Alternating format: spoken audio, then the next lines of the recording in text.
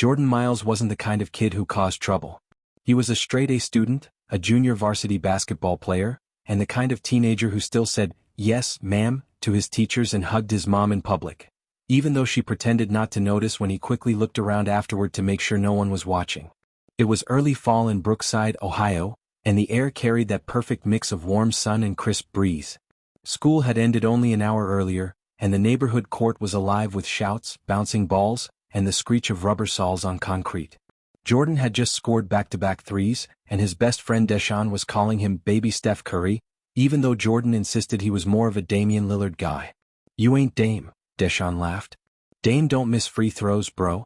Jordan rolled his eyes, smiling. One time. The court was full but peaceful, kids doing kid things. Bikes lay in the grass, backpacks were spilled open beside the benches, and music from a portable speaker played low under the chatter. That peace shattered in the shape of a police cruiser turning into the lot. It came in fast. Too fast. At first the kids didn't panic.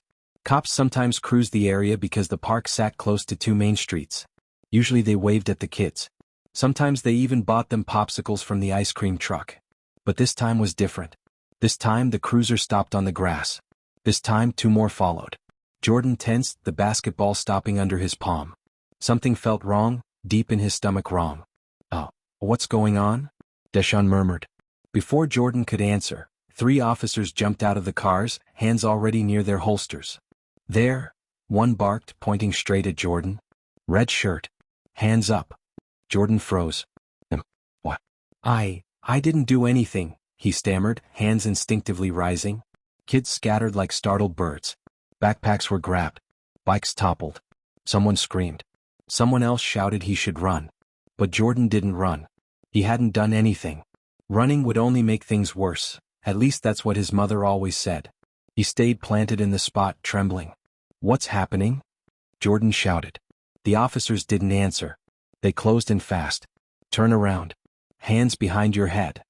Jordan obeyed instantly, heart pounding so hard it made his fingertips shake. Deshaun stepped forward. "He didn't do anything.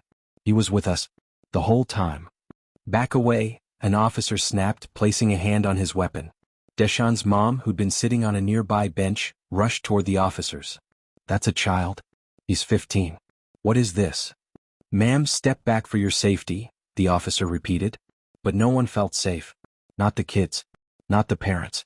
And definitely not Jordan, who felt a pair of cold metal cuffs snap around his wrists. He winced in pain, they were too tight. "Officer," he whispered, trying and failing to keep the fear from his voice, "I'm not resisting. Please. I don't understand." "You fit the description of a suspect from an armed robbery 20 minutes ago," the officer said. Jordan's mind reeled. "What? I've been here. Ask. Save it for the station." And just like that, he was being pushed into the back of the cruiser.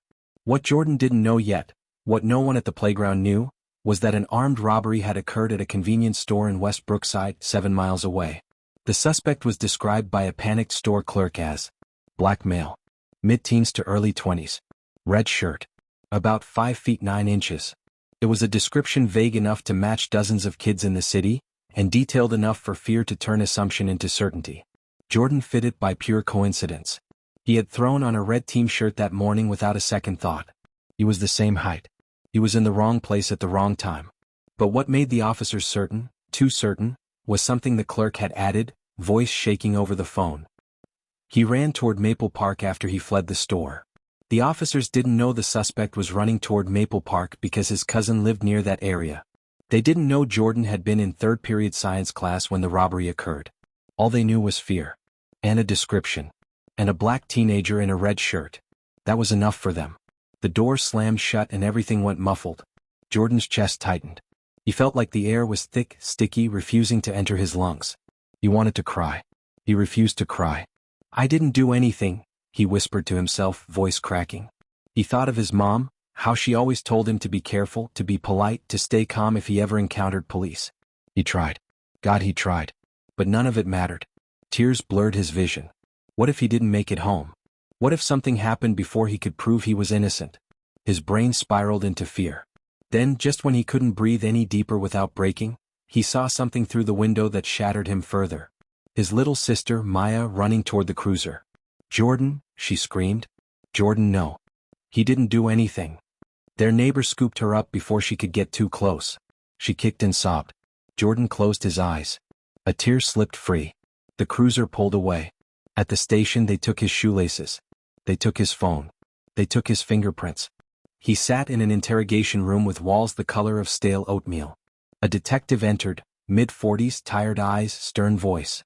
"You want to tell us what happened at the convenience store?" Jordan's jaw dropped. "I was at school then. Check the cameras. Ask my teachers. Please, just ask somebody." The detective stared, expression unreadable. "We will." But there was doubt in his eyes. Too much doubt. Jordan sat alone for what felt like hours, but was only 43 minutes. Every second stretched like an accusation. He imagined headlines. He imagined handcuffs. He imagined the officers coming back in with bad news. He imagined never going home again. Back at the playground, parents had filmed everything. The videos spread like wildfire online. Jordan's mother sped to the station, shaking, barely able to breathe. Meanwhile, the detective reviewed convenience store footage the officers hadn't seen yet. The suspect was wearing a red shirt, but also a distinctive tattoo on his forearm. Jordan had no tattoo. He was terrified of needles. The detective's stomach dropped. Within another 10 minutes, an officer called in from West Brookside. "We've got someone matching the full description." He confessed. Says he dumped the gun in a sewer by 8th Street. Not Jordan. Not anywhere near Jordan. The detective closed his eyes. They had arrested a child on a playground for a crime he couldn't possibly have committed. He opened the door to the interrogation room. Jordan looked up with wide, fearful eyes.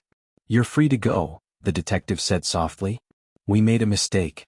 Jordan stared at him, not understanding. "So, I can go home?" "Yes." A long, shaky breath fell from Jordan's chest. But he didn't stand. He didn't move. Because freedom didn't feel like freedom, not after being dragged away in front of everyone he knew, not after being handcuffed, fingerprinted, treated like a criminal. Not after feeling like his life could have ended before he even had the chance to explain. The city erupted. News crews swarmed the playground. Civil rights groups held press conferences. Parents demanded accountability. Jordan's name never appeared in public reports. He was a minor, but everyone in the neighborhood knew. And so did everyone at school. Some kids whispered behind his back. Some treated him differently. Some teachers walked on eggshells around him, unsure of what to say. He smiled for them. He joked with Deshawn. But inside something had shifted, something deep. He'd learned that doing everything right didn't matter. He'd learned that being innocent didn't protect him. That terrified him more than anything. That night, Jordan lay in bed staring at the ceiling. His mom sat beside him, holding his hand like she did when he was little. "You're safe now, baby," she whispered. But the word safe felt wrong. It felt like a lie the world wanted to believe. His mom brushed a tear from his face. "We're going to fight this. They won't get away with what they did." Jordan nodded, but his voice was small when he said, I just want to be a kid again." She held him tighter. Because she knew, even if he didn't, that the hardest part of being a black teenager in America wasn't growing up fast. It was not being allowed to grow up at all.